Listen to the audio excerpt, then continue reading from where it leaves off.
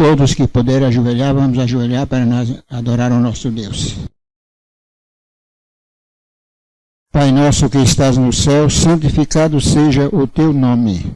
Venha o teu reino e seja feita a tua vontade, assim na terra como nos céus.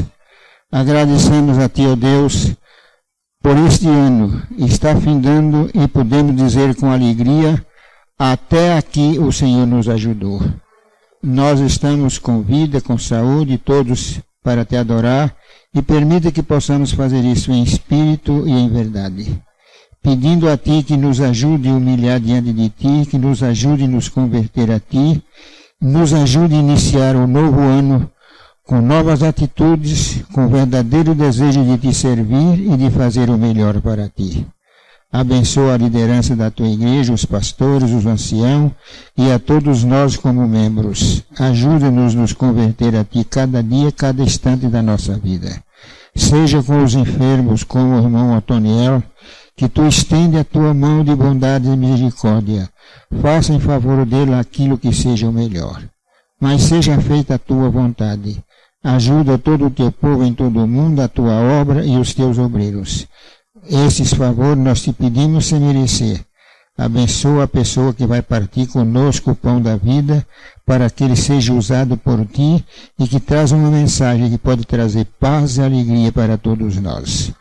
Esses favores nós te pedimos sem merecer, em nome e pelos méritos de Jesus. Amém.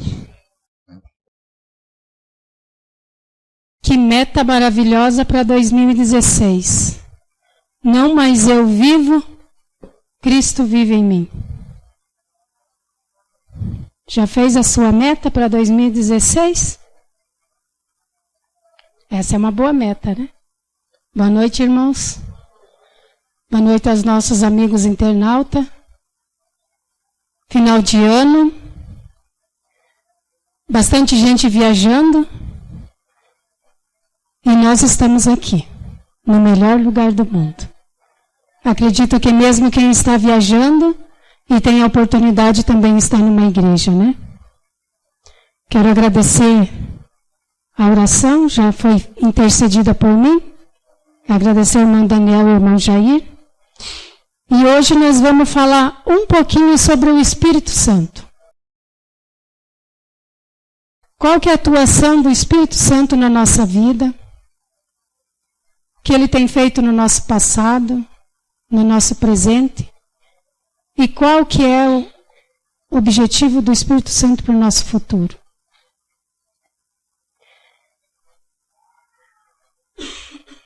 Em Marcos 6, 30 e 31 diz o seguinte: voltaram os apóstolos à presença de Jesus e lhe relataram tudo quanto haviam feito e ensinado.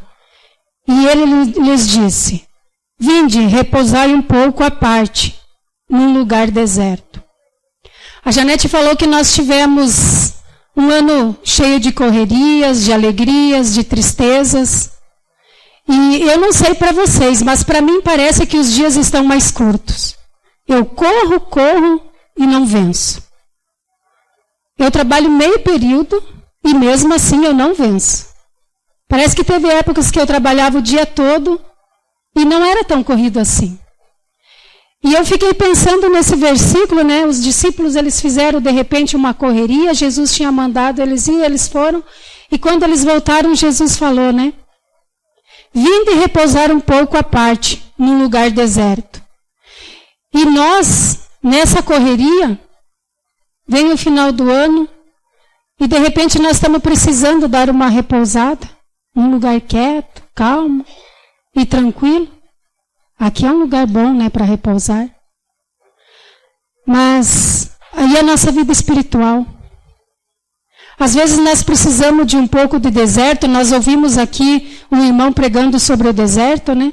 Às vezes as partes boas que o deserto traz para nós. E no meio do tumulto da vida, às vezes nós precisamos dar uma parada e refletir um pouco. Às vezes, na correria, esquecemos até das coisas de Deus. Quem sabe de uma oração mais fervorosa. É aquela oração que A gente até às vezes derrama lágrimas, né? Porque a gente consegue sentir assim Deus tão perto. E quando a gente sente Deus tão perto, nós vemos o quanto nós somos pequenos na presença de Deus. É uma oração, é gostoso essa parte e às vezes é triste porque nós nos sentimos pequenos demais, né? A salvação eterna depende de uma vida de oração. Afinal, conhecer a verdade não é o suficiente. Eu já falei aqui que eu fiz um curso e o palestrante ele falou assim que conhecimento... tem um ditado que diz que conhecimento é a única coisa que ninguém vai tirar de você. E ele falou o seguinte, conhecimento desatualizado não vale nada. E a senhora White escreve que é preciso que haja um encontro com Deus. Ela afirma que a oração é a respiração da alma. Está em Obreiros Evangélicos, página 254. Seu relacionamento com Deus não pode ser sustentado sem oração.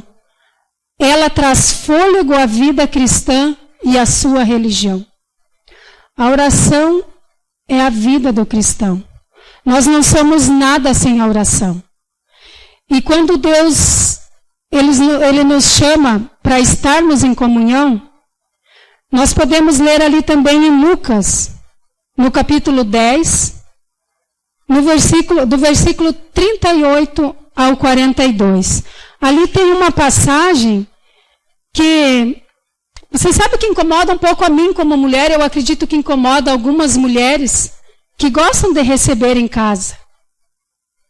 E essa passagem, ela nos diz tanta coisa. Duas irmãs diferentes, duas atitudes diferentes. E Jesus, então, ali está escrito. E aconteceu que, indo ele de caminho, entrou Jesus numa aldeia, e certa mulher, por nome Marta, o recebeu em sua casa. Nós podemos ver que era uma mulher que gostava de receber. E tinha esta uma irmã chamada Maria, a qual, assentando-se também aos pés de Jesus, ouvia a sua palavra. Marta, porém, andava distraída. Eu me preocupei com essa palavra. Marta, porém, andava distraída em muitos serviços. Eu não sei como que fala a versão de vocês. A minha Bíblia, essa aqui fala uma outra versão. Mas essa palavra me chamou a atenção. E aproximando-se, disse: Senhor, não te dás de que minha irmã me deixa servir só? Diz-lhe que me ajude. Então ela estava na correria, provavelmente ela recebeu mais visitantes além de Jesus.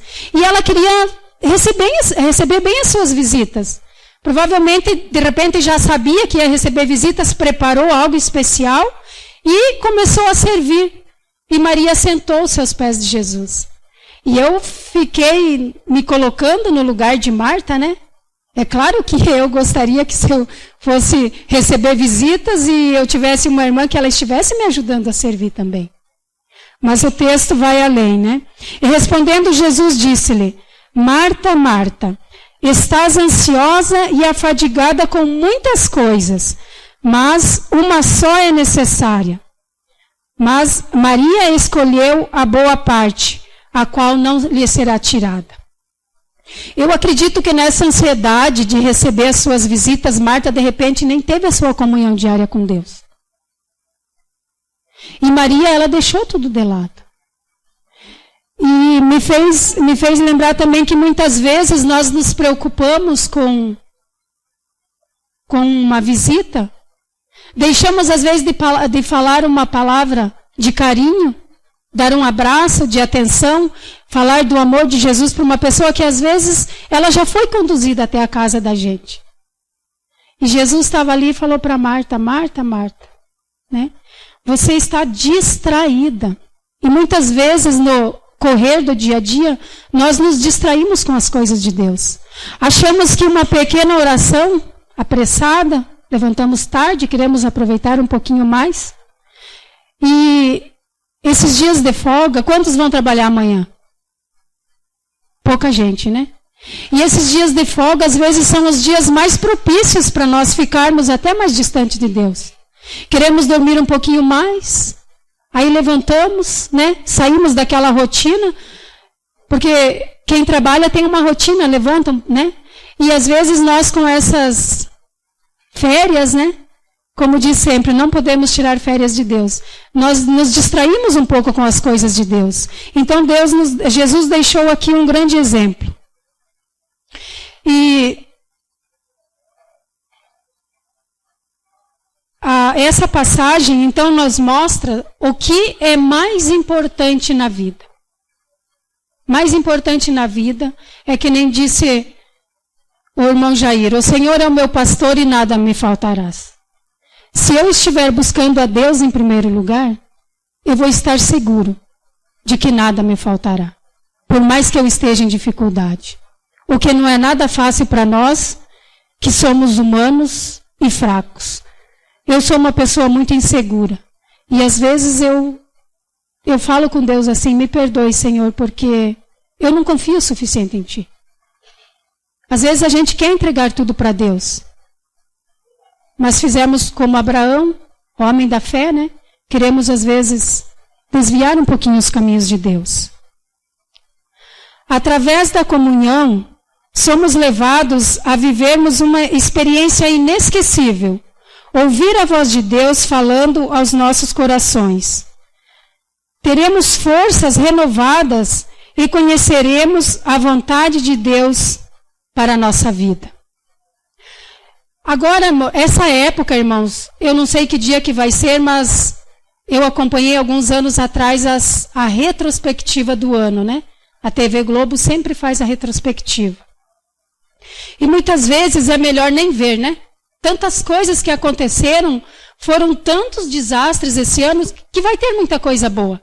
Mas também muitas coisas terríveis, né? E reviver essas coisas, para que sofrer de novo, né?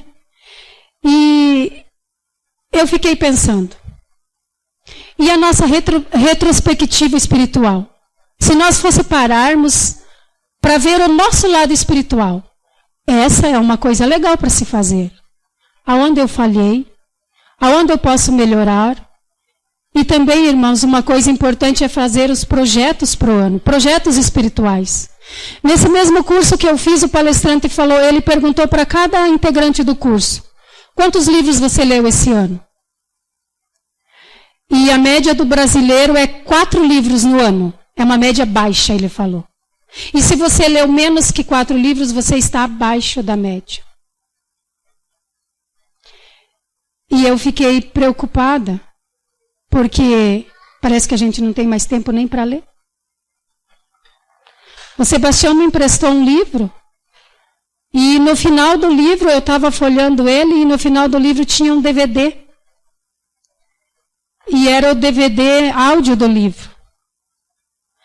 E eu pedi para o meu esposo, copia e põe no meu celular, que eu quero ouvir no trabalho, né?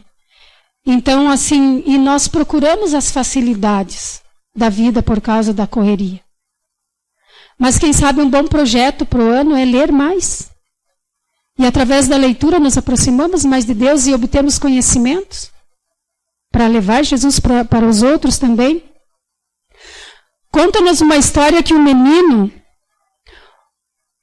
o pai olhava para o menino e ficava admirado, porque ele, a maioria do seu financeiro, ele conseguia com trabalhos que pessoas já tinham iniciado. Diz que ele gostava de deixar. Daí o pai se incomodava com aquilo e perguntou para ele, filho, por que você espera as pessoas começarem a trabalhar e depois você chega e pergunta se elas querem que você conclua o trabalho? Ele falou, pai, porque da metade do trabalho em diante, há mais facilidade delas desistirem. E aí eu consigo fazer a minha parte. Irmãos, eu acredito que alguém fez projeto no começo de 2015. Eu não sei se você fez algum projeto espiritual e conseguiu chegar até o final. Eu fiz alguns projetos. Alguns eu cheguei até o final, outros não. Mas eu vou fazer projetos novamente. E eu não quero que que alguém chegue e pegue metade do meu projeto que já está feito e quem sabe eu perca algum lugar especial, né? Então eu desafio a cada um de nós a fazer um projeto especial, um projeto espiritual. Porque os desafios, nós gostamos de desafios. Mas esses projetos espirituais, eles não podem ser desistidos na metade. Nós precisamos perseverar até o fim. Porque a Bíblia diz que quem perseverar até o fim será salvo. E eu gostaria de hoje, irmãos, falarmos um pouco, pararmos para pensar e avaliar a nossa trajetória. O que o Espírito Santo tem feito na tua vida, no teu passado. Eu gostaria até de dar alguns minutos, e gostaria que em silêncio nós refletíssemos, e até mesmo eu vou fazer diferente. Nilson, eu posso contar o que você relatou lá embaixo para nós? Você pode me corrigir, ou você quer contar? O Nilson, nós estávamos em Matinhos? Antonina. Irmãos, pensem num lugar quente. Eu não gostaria de morar naquele lugar. Eu sou muito friorenta, mas eu não gosto muito do calor. E nós estávamos em Matinhos, e daí o Nilson, nós na hora almoçamos, daí o Nilson começou a contar uma história da infância. É isso, Nilson? Você já era grande ou era pequeno ainda, né? Que idade você tinha, você lembra?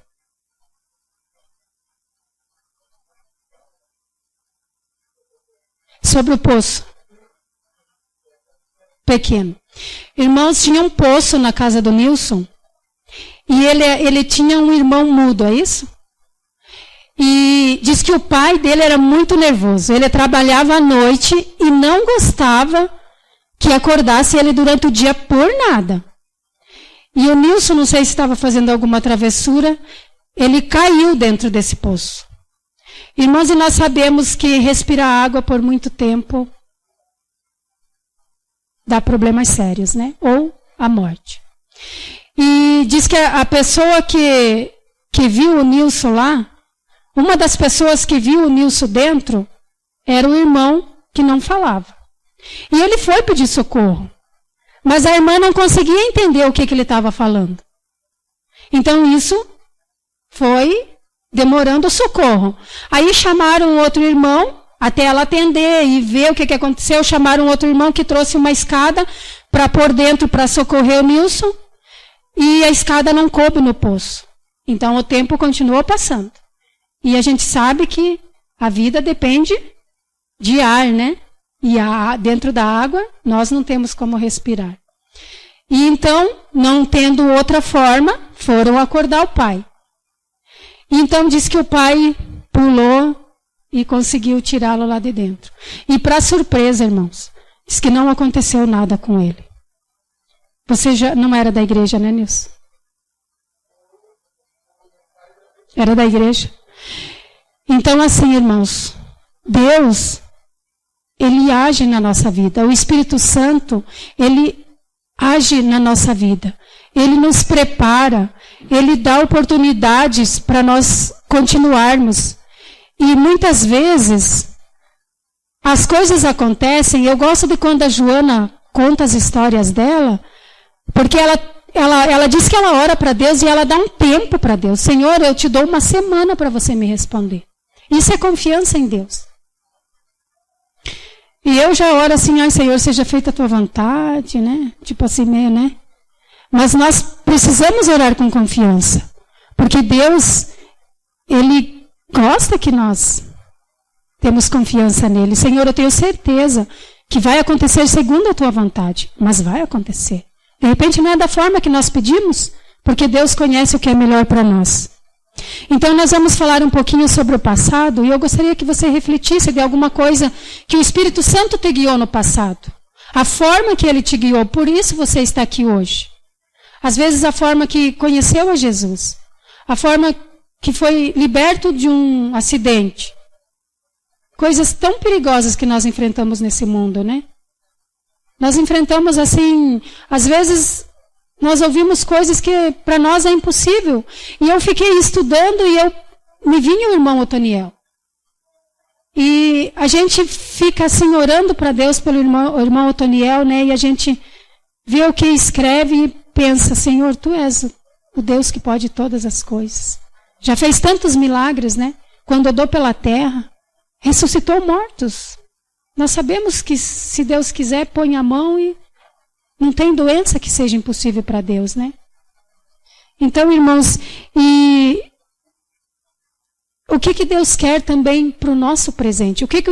Qual que é a posição do Espírito Santo na nossa vida hoje? E também, qual que é ser guiado pelo Espírito Santo para ver onde Deus quer conduzi-los a partir deste momento? O nosso futuro também com o Espírito Santo. Quais são as bênçãos que cada um veio buscar hoje?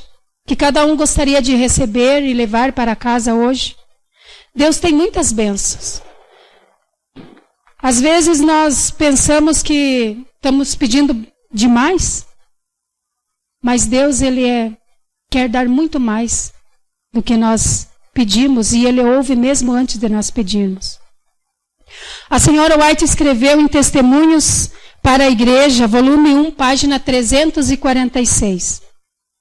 Ao som da fervorosa oração, todo o exército de Satanás treme. Irmãos, sabe quanto que é o exército de Satanás? A Bíblia diz que os anjos são milhares de milhares e miríades de miríades. Eu não sei quanto que é essa quantidade. Mas 30% dessa parte são os anjos caídos. E é essa parte, irmãos, que treme com as nossas orações fervorosas. Será que o Espírito Santo tem poder na vida de um cristão fervoroso? Faz o exército inteiro de Satanás tremer. E eu fiquei pensando nessa passagem da senhora White. Eu lembro que o dia que a Janete leu essa passagem aqui, ela chorou. Né, Janete? Nós fizemos um programa e ela leu essa passagem e ela chorou. Porque é uma passagem forte. É uma passagem para nós termos dia a dia em nossa mente. Se nós orarmos com fé, nós fizemos o inimigo tremer. Tem um teólogo que escreveu o seguinte: Jesus foi a pessoa mais marcante e influente em toda a história. Entretanto, alguém precisava ficar no lugar dele. Afinal, ele ressuscitou e voltou para o céu. Graças a Deus por isso, né? Apenas um ser era capaz de substituí-lo, o Espírito Santo. Nenhum outro poder seria suficiente. Irmãos, vamos abrir a nossa Bíblia em João 16, 7 e 8. A promessa do Consolador.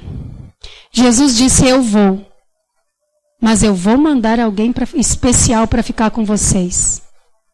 Jesus se preocupando conosco. Quem sabe lá ele viu essa igreja hoje aqui, ele falou, eu não vou deixar vocês sozinhos. Eu vou estar com vocês através do Consolador todos os dias.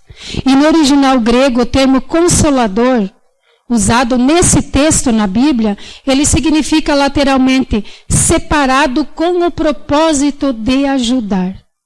É nosso ajudante. E a gente sabe o que é literalmente, né? Mas eu fui dar uma olhada lá no dicionário. Aí ele fala assim, ó, absolutamente, exatamente. O Consolador, ele está aqui absolutamente para nos ajudar, nos convencer do pecado, nos confortar, fazer a obra no lugar de Cristo. Jesus precisava ir, então ele mandou o Consolador para não nos deixar só. Em Parábolas de Jesus, na página 96, está escrito o seguinte: essa ajuda é tão poderosa que Ellen White afirma, ninguém é tão vil, ninguém é tão decaído que esteja além da operação desse poder. Irmãos, isso nos conforta, né? Conversando com uma amiga de uma outra denominação evangélica, ela estava com problema com o filho. E lendo essa passagem hoje, eu lembrei dela. Aí eu passei uma mensagem para ela porque não tem nada que o Espírito Santo não possa alcançar. ou ninguém que o Espírito Santo não possa alcançar. E isso é um grande conforto. E eu sempre falo para Deus, o meu filho não é da igreja.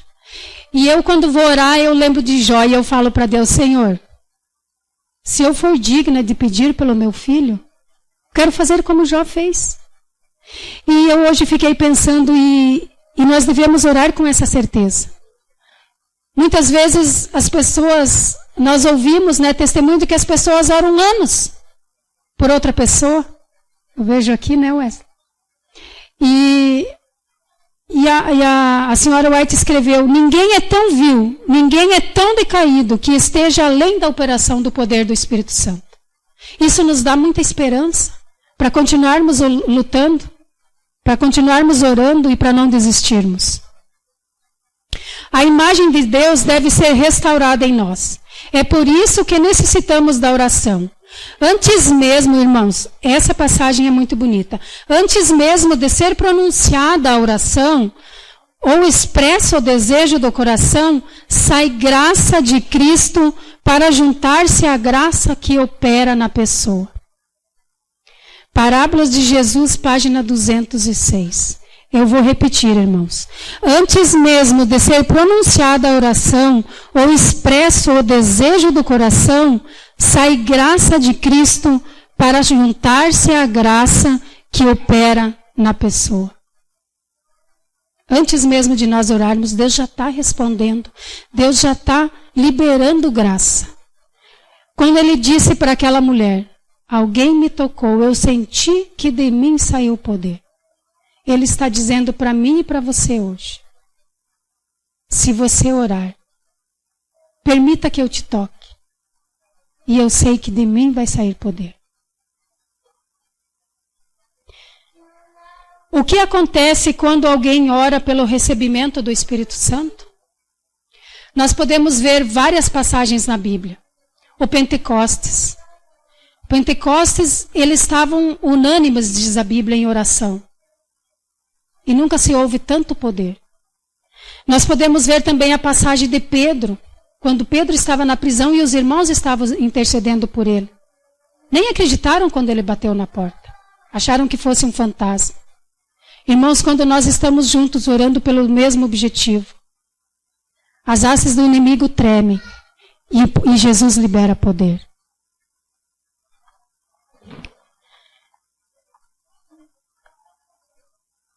E uma outra passagem de Testemunhos Seletos, volume 3, página 443, diz o seguinte: nada temos que temer quanto ao futuro, a menos que esqueçamos a maneira em que o Senhor nos tem guiado e os ensinos que nos ministrou no passado.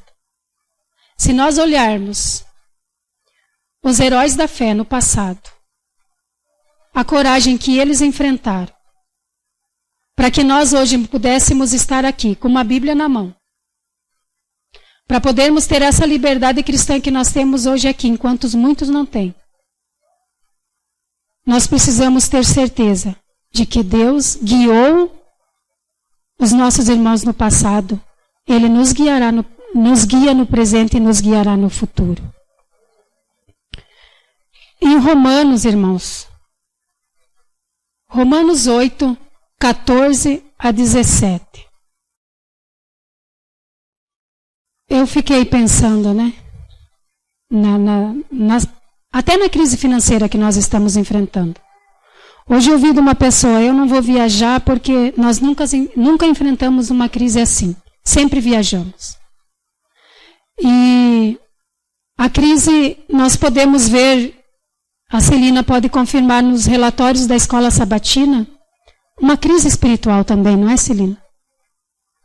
Se você faz a pergunta, irmãos, quem estudou 7 vezes, dá vontade de chorar. A escola sabatina ela é uma parte boa de trabalhar e ao mesmo tempo é uma parte muito difícil. Porque você gostaria de fazer os relatórios, né, Celina, aqueles relatórios bonitos, que todo mundo tivesse estudado, porque você pensa assim, nossa, o estudo vem pronto. É só pegar e procurar na Bíblia e dar uma reforçada. Tem em áudio na Novo Tempo, tem escrito. Temos no papel, temos a oportunidade de ler um capítulo por dia, ouvir, reavivados por sua palavra. E a crise, irmãos, não é só financeira. A crise financeira é consequência da crise espiritual. E eu fiquei pensando em Jonas também. Que povo, o povo se arrependeu. Uma cidade inteira. E eu fico pensando, é época do fim. Nós somos herdeiros, Deus nos chamou de filho, está dividindo a sua herança conosco. E que tempo que nós estamos dedicando, quanto tempo que nós estamos de manhã ou à tarde ou qualquer hora do dia dedicando na presença de Deus, na presença do Espírito Santo para nos fortalecermos. Eles foram vencedores, mas foram vencedores porque viviam uma vida cristã. Se somos filhos, somos também herdeiros. Mas para sermos herdeiros, irmãos, temos que levar o nome. Não é assim que funciona? Eu não posso herdar a herança do irmão ali. Eu não tenho sobrenome. E para nós termos o sobrenome de Cristo, nós temos que nos entregar e deixar que Cristo nos tome como filho. E Ele já fez isso por mim e fez isso por você.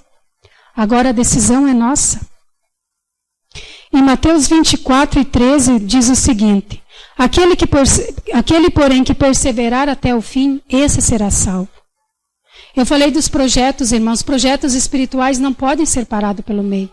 Nós temos que perseverar até o fim. Porque nós podemos ver que os discípulos, eles perseveraram todos até o fim. E eles não tiveram uma vida fácil. E Jesus, Ele nos diz que Ele não nos prometeu uma vida fácil também. Mas Ele disse que nós devemos perseverar até o fim. E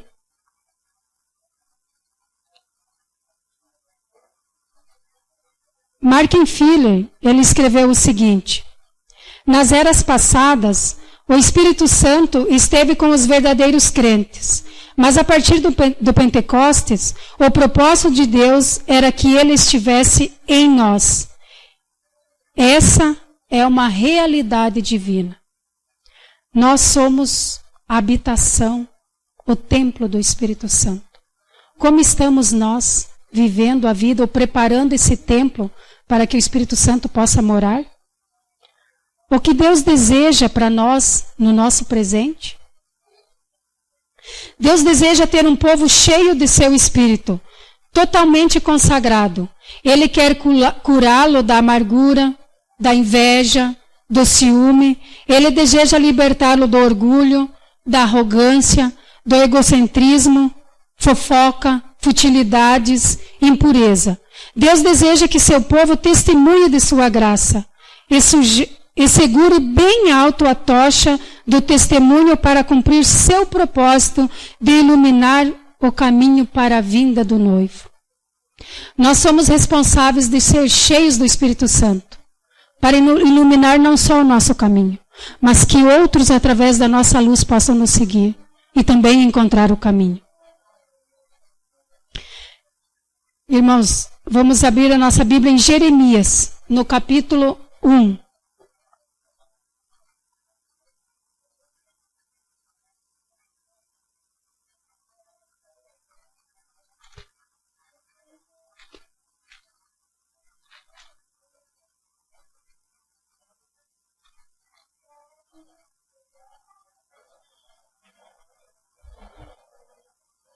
No capítulo 1, versículo 4 ao 9.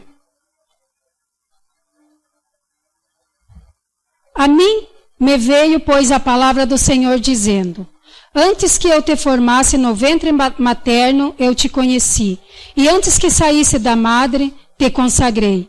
E te constituí profeta às nações. Eu achei isso interessante. Deus conversando com Jeremias. Como dois amigos. E então lhe disse eu, Jeremias respondendo para Deus: ah, Senhor Deus, eis que não sei falar, porque não passo de uma criança. Já se sentiu assim, irmãos? às vezes, perante uma resposta bíblica que você tem que dar para alguém? Já se sentiu uma criança, sem saber o que falar? Jeremias se sentiu assim. Mas Deus já tinha escolhido ele antes dele nascer. Mas o Senhor me disse, não digas, não passa de uma criança, porque todos a quem eu te enviar, irás, e tudo quanto eu te mandar, falarás. Precisamos nos preocupar com as coisas de Deus? Mas, irmãos, se estivermos em comunhão, conhecimento sem estar atualizado não vale nada. Não temas diante deles, porque eu sou contigo para te livrar, diz o Senhor. Deus está falando para mim e para você hoje. Não tema diante das dificuldades.